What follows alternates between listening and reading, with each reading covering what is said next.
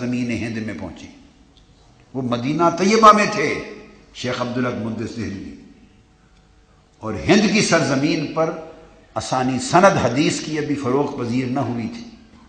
آقا علیہ الصلوۃ والسلام نے ان سے فرمایا عبدالحق تم ہندوستان جاؤ تاکہ میری حدیث کا فروغ وہاں ہو.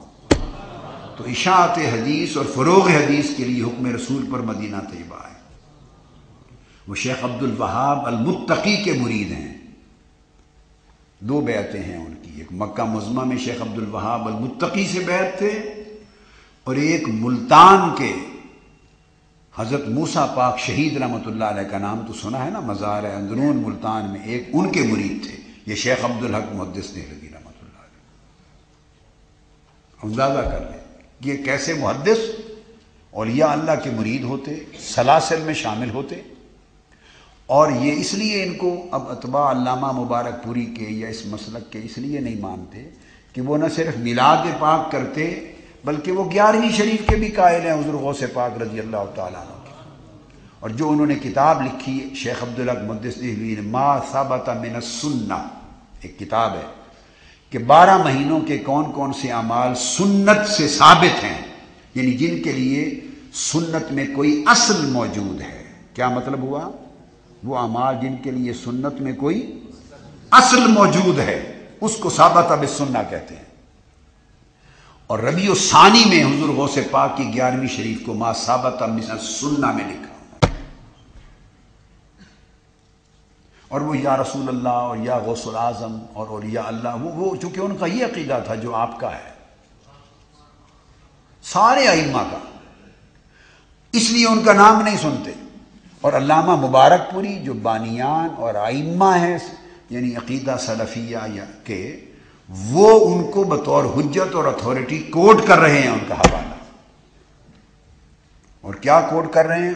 اشیعۃ اللمعات، یہ مشکات شریف کی شرح لکھی ہے انہوں نے فارسی زبان میں، اشیعۃ اللمعات، اور ایک عربی میں بھی لکھی ہے اللمعات. اور وہ کہتے ہیں کہ قارا، وہ بیان کر رہے ہیں اشیعۃ اللمعات میں لکھا ہے کہ کثیر من المشائخ والعلماء الثقات. اب وہ بیان کرتے ہیں کہ کثیر مشائخ محدثین نے اور ثقہ علماء نے، العلماء الثقات.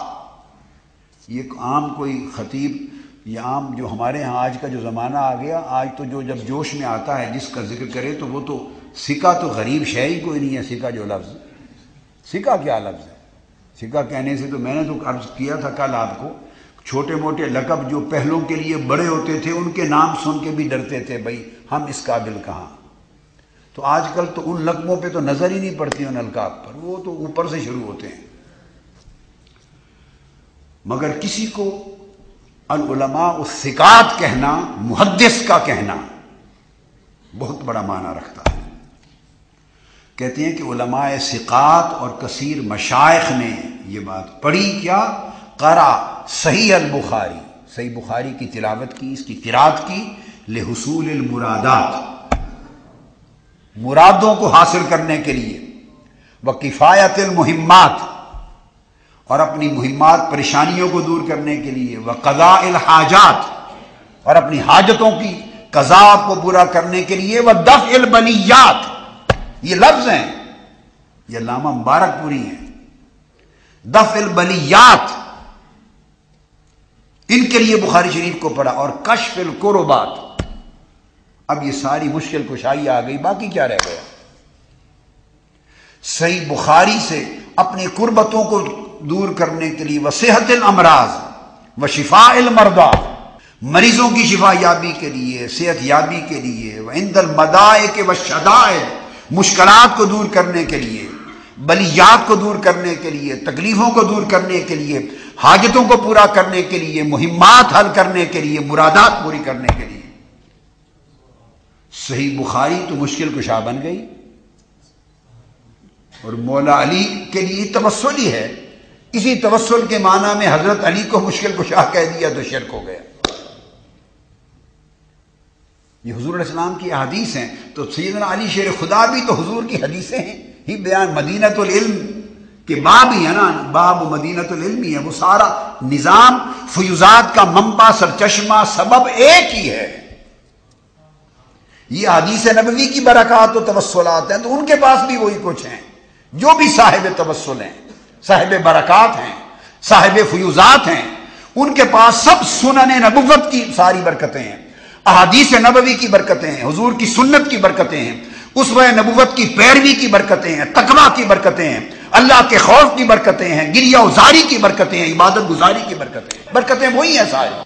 وَوَجَدُوهُ كَالتَّرْيَاقِ الْمُجَرَّبِ، اور انہوں نے صحیح بخاری کی تلاوت کرنا تب وسیلے کے بعد میں تریاق مجرب پایا، تریاق مجرب پایا، اور کہتے ہیں قد بالغ هذا المعنى عند علماء الحدیث مرتبۃ الشہرۃ والاستفادہ، اور یہ جو بات ہے کہتے ہیں علماء حدیث کے نزدیک مرتبہ شہرت و قبولیت کو پا چکا ہے، یعنی اس بات کے رد کا امکان ہی نہیں ہے۔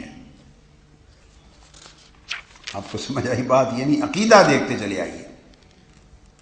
اس کے بعد پھر وہ اگلی بات، امام سید جمال الدین المحدث، چوتھا ان کا ریفرنس کوٹ کرتے ہیں۔ وہ کہتے ہیں کہ وہ اپنے شیخ سے روایت کرتے ہیں کہ قال قرأت صحیح البخاری نحو 20 و 100 مرہ فی الوقائع، میں نے کوئی زندگی میں تقریباً 120 مرتبہ صحیح بخاری کی قرأت کی، مختلف فی الوقائع والمہمات، پریشانیوں میں مکمل کی یا بعض اجزاء کی، یہ نہیں لکھا 120 مرتبہ، جیسے دم نہیں کرتے ہیں دم، تو صحیح بخاری شریف بڑی مختلف مہمات، پریشانیوں میں، لنفسی وللناس الاخرین، اپنی پریشانیوں کے لیے اور لوگوں کی درخواست پر ان کے لیے بھی۔ فرمایا فَبِأَيِّ نِيَّةٍ قَرَأْتُهُ حَصَلَ الْمَقْصُودُ وَكَفَى الْمَطْلُوبُ، جس نیت سے میں نے پڑھی ہر مقصد پورا ہوا، ہر مراد پوری ہوئی۔ یہ صرف علامہ مبارک پوری کو بھی پڑھے جا رہا ہوں۔ اور اس کے بعد وہ کہتے ہیں کہ میں نے اس زمانے میں پھر ساری لوگوں کو اجازت دی، قلت قد اجازا کثیر من اہل العلم، کثیر اہل علم نے اجازت دی اسی چیز کے لیے، یہ وہ بیان کر رہے ہیں، فی ھذا الزمان، اس زمانے میں اجازت دی بطور وظیفہ قراءۃ صحیح البخاری و ختمہ لشفاء الامراض و دفع المصائب و حصول المقاصد۔ ائمہ محدثین نے اپنے اپنے زمانوں میں اجازت دی بطور وظیفہ، اس کو پڑھیں، دم کریں، ساری مرادیں پوری ہو جائیں۔ فَيَجْتَمِعُونَ وَيَقْرَأُ بَعْضُهُمْ جُزْءَ الْأَوَّلَ من، تو پھر وہ جمع ہوتے ہیں لوگ اور پکڑ لیتے ہیں، کوئی پہلا جز پڑھتا ہے، کوئی دوسرا، کوئی تیسرا، کوئی چوتھا، اور پھر جیسے دم آگے لفظ لکھتے ہیں، پھر اس کا تعویذ اور دم کے طور پہ اس کو پڑھتے ہیں اور ساری مرادیں پوری ہو جاتی ہیں اور مصائب دور ہو جاتی ہیں۔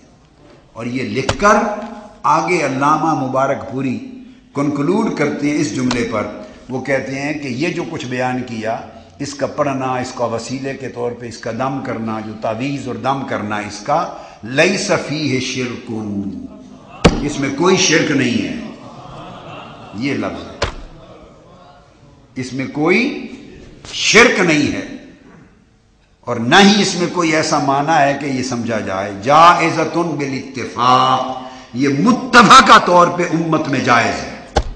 اب مجھے بتائیے بقایا جو اگلا عقیدہ آج کا ہے یہ کہاں سے آ گیا؟ تو سوال یہ پیدا ہوتا ہے کہ یہ نئے یہ سب طرف یہ محبتیں، عقیدت، محبت، یہ تو ہے تسلسل، یہ تو ہے تسلسل، تو نئے خیالات پر مبنی عقائد جو کہتے ہیں کہ یہ اسلاف کا عقیدہ ہے، یہ کہاں سے آ گیا؟ یہ تو ان کے اکابر کا بھی نہیں تھا۔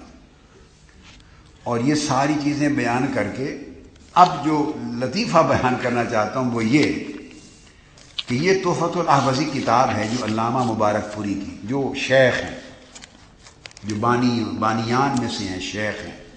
اب یہ تو شیخ ہیں جو تحفۃ الاحوذی میں لکھی، اب یہ کتاب چھاپی ہے مثلا جنہوں نے نیچے، تو اب ان کے شاگردوں میں موجودہ دور میں جب یہ کتاب اب چھپی ہے، یہ سن 2001 میں کا نسخہ میرے ہاتھ میں ہے، 2001 عیسوی کا، 1421 ہجری کا۔ اب جب یہ چھپی تو آپ کو پتہ ہے کہ اس کے بعد نیچے تخریج کرتے ہیں لوگ، اوپر کتاب چلتی ہے تو نیچے اس کا حاشیہ لکھتے ہیں۔